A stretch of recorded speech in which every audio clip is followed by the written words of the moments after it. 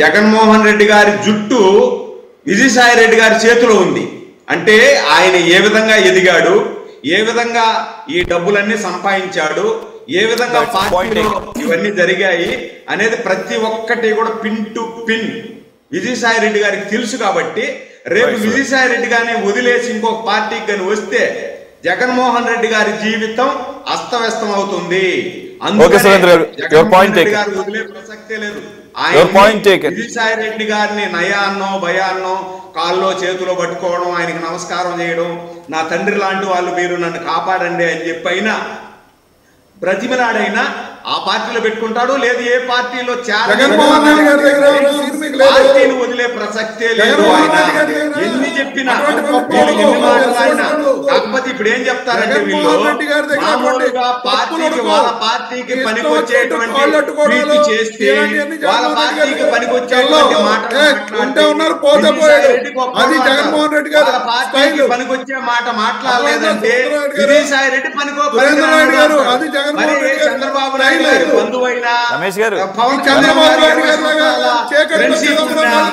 పార్టీలో ఉన్నప్పుడు చంద్రబాబు ఇవన్నీ నానా మాట. ఒక్క నిమిషం కానీ రమేష్ గారు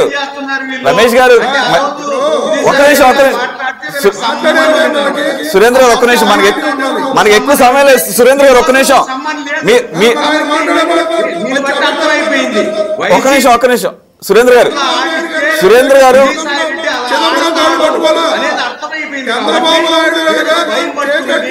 విజయసాయి రెడ్డిని వదిలేస్తే వేరే పార్టీలో జగన్మోహన్ రెడ్డి గారు జైలు బాట పట్టాల్సిందే తప్పదు. జగన్మోహన్ రెడ్డి గారు జీవితాంతో జైల్లో ఉండాల్సిందే తప్పదు. కాబట్టి విజయసాయి రెడ్డిని వదులుకునే ప్రసక్తే లేదు. సురేంద్ర గారు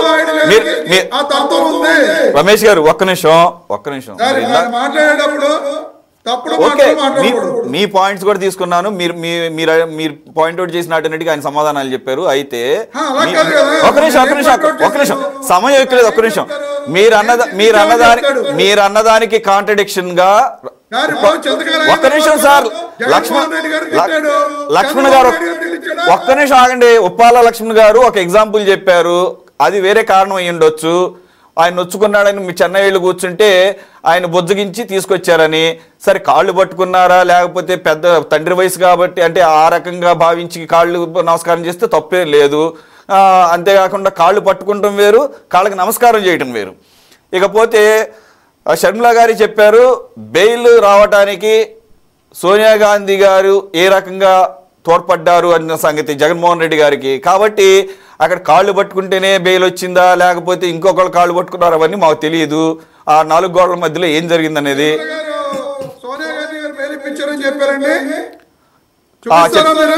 చెప్పారు. మొన్న చెప్పారు కదా సార్, మొన్న దీంట్లో బెయిల్ ఏ రకంగా వచ్చింది అనేది. బెయిల్ రావడానికి కాళ్ళు పట్టుకున్నారని నేను అలా, కాళ్ళు పట్టుకున్నారనలా, సోనియా గాంధీ గారి పాత్ర ఉంది అనేది ఆవిడ చెప్పారు. ఇప్పుడు షర్మిల గారు సోనియా గాంధీ గారి కాళ్ళు పట్టుకుని రాజకీయం చేసుకుంటుంది. అలాంటి మాటలు మాట్లాడకపోతే మాకు తెలియదు సార్, అవన్నీ మాకు తెలియదు సార్. ఇప్పుడు లక్ష్మణ్ గారు చెప్పింది అవును సార్, నేను అనేది అదే. మాకు ఇప్పుడు మేము ఇవన్నీ మాట్లాడుతుంది లక్ష్మణ్ గారికి చెప్పిన దాని ప్రకారంగా, షర్మిల గారు బహిరంగ సభల్లో మాట్లాడిన దాని ప్రకారంగా మేము మాట్లాడుతాం. అంతే తప్ప ఎవరు కాళ్ళు పట్టుకున్నారు, ఏ కండిషన్ మీద కాళ్ళు పట్టుకున్నారో మాకు తెలియదు.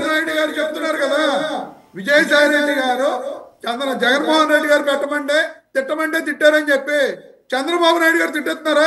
అయ్యన్న పాత్రలో మాట్లాడిన మాటలకి, లేదా బండారు సత్యనారాయణ మాట్లాడిన మాటలకి, లేదా రేపు సురేంద్ర నాయుడు గారు మాట్లాడే మాటలకి చంద్రబాబు నాయుడు గారు తిట్టమంటేనే వీళ్ళు తిడుతున్నారా? అలా తిట్టమన్నా మనకు సోయి లేదనమాట. అంటే మనకు ఒక ఏ పార్టీలో అయినా కానీ అది వర్తిస్తుంది సార్. బాజీ గారు ప్లీజ్ కంక్లూడ్ సార్ ప్లీజ్.